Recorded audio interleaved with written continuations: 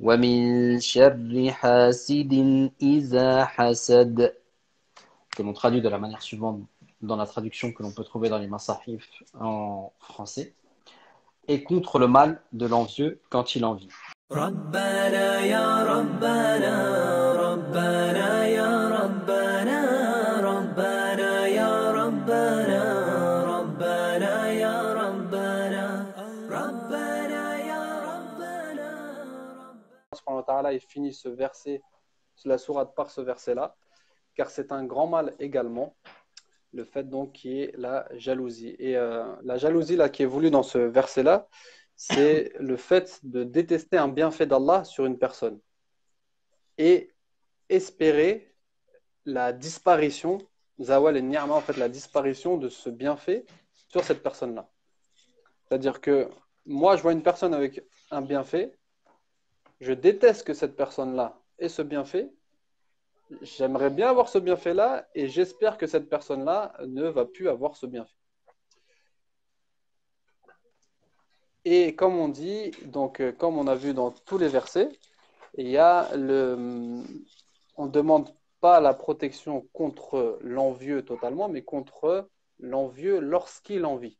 C'est-à-dire qu'on a tous de la jalousie en nous. Allah subhanahu wa ta'ala il nous a créé avec cette chose-là, c'est d'avoir de la jalousie. Mais on demande la protection contre l'envieux lorsqu'il met en action sa jalousie. Je passe pas par là. Ensuite, la jalousie et l'envie, c'est les premiers péchés qui ont été faits, que ce soit dans le ciel ou sur la terre. Le premier péché par lequel... Non, Ayoub, passe pas par là, passe par là, s'il te plaît. Voilà. Le premier péché par lequel Iblis a désobéi à Allah subhanahu wa ta'ala, c'est parce qu'il a envié Adam. Il ne comprenait pas pourquoi les anges se prosternaient devant lui et il aurait préféré, il aurait voulu que les anges ne se prosternent pas devant lui mais se prosternent devant Shaitan. Et également le premier péché qui a été fait sur la terre, vous connaissez tous l'histoire de Habil et Qabil, et c'est une histoire également de jalousie et d'envie. Donc on demande et on rentre en protection auprès d'Allah subhanahu wa ta'ala contre l'envieux lorsqu'il envie. Donc vraiment dans cette chose-là. Et là aussi, il y a le sujet de Al-Ayn. Al-Ayn, donc le mauvais œil, est également une réalité et également une vérité donc appliquée et que l'on trouve dans les textes musulmans. Ensuite, il y a un passage que je ferai plus tard, Inch'Allah, c'est la différence entre la jalousie et l'Ayn, la différence entre les deux.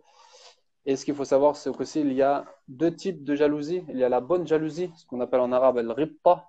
Al-ribta, c'est le prophète sallallahu alayhi wa sallam, il dit la jalousie n'est pas autorisée sauf envers deux choses. Celui qui a beaucoup d'argent et qui le dépense dans le bien, et celui qui a appris le Coran et le prend en tant que juge et qui l'enseigne. Donc dans ce hadith-là, on peut être envieux envers cette personne-là qui a beaucoup d'argent et qui fait du bien avec cet argent-là.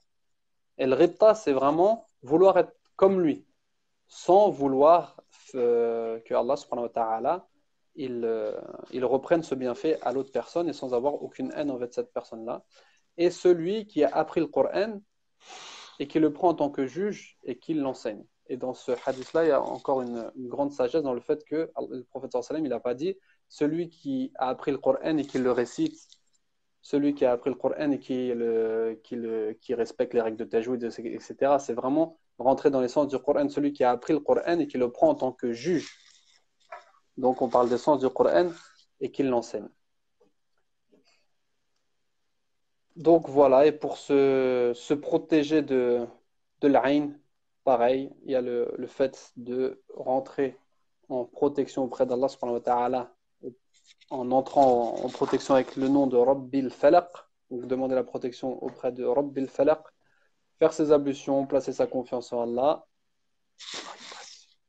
invoquer Allah subhanahu wa ta'ala, ne pas montrer également tous ses bienfaits, en montrer une partie, en parler, mais en parler raisonnablement, et chercher toutes les causes de la baraka, Et surtout également, il ne faut pas répondre à l'envieux. Quand une personne vous cherche, entre guillemets, vous essaye de vous embêter avec la jalousie, ne pas y répondre.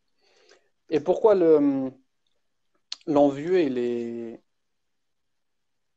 est blâmé? Parce qu'une personne qui envie une autre, c'est comme s'il s'opposait à la destinée d'Allah subhanahu wa ta'ala. C'est Allah subhanahu wa ta'ala qui a décidé d'attribuer tel bienfait à telle personne, et celui qui est envieux, c'est comme s'il s'opposait à la destinée d'Allah subhanahu wa ta'ala. Il n'est pas content pour son frère et il n'aime pas pour son frère ce qu'il aimerait pour lui-même. Au contraire, il veut que ce bienfait lui soit retiré. Donc, pour ne pas être envieux, il y a plusieurs choses. Je vais les mentionner rapidement et je les expliquerai un autre jour, Inch'Allah. Donc, il y a le fait de se contenter de ce qu'on a, de ne pas regarder ce qu'il y a chez les autres. Il y a le fait, lorsqu'on voit une chose qui nous plaît sur une autre personne, un bienfait d'Allah subhanahu wa ta'ala, le fait de dire Ma sha'Allah, la hawla wa la quwwata illa billah.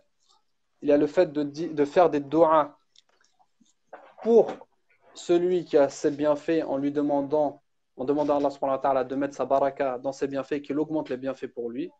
Et il y a le fait d'évoquer cette personne en bien autour. Quand on est dans une assemblée, on évoque cette personne en bien. Donc pour résumer la sourate, Allah subhanahu wa ta'ala il nous demande d'entrer au nom, dans la protection par le nom de Rabbil Falaq, qui est soit le Seigneur de l'obnaissance ou soit le Seigneur de toute la création, contre le mal en général, ensuite contre le mal de l'obscurité. On a vu que ça pouvait également être le mal des jours les nuits de pleine lune, contre le mal de la sorcellerie et contre le mal de la jalousie et du mauvais œil. Donc, cette sourate-là nous protège. Et Allah subhanahu wa ta'ala nous enseigne comment nous protéger contre tous les maux externes. Ensuite, dans Surat An-Nas, Allah subhanahu wa ta'ala nous explique comment nous protéger des maux internes qui sont les waswas des hommes et surtout de notre âme à nous, de notre propre âme, et le waswas des djinns et des shayatines, des choses que l'on ne voit pas. Wallahu ta'ala a'la wa a'lam.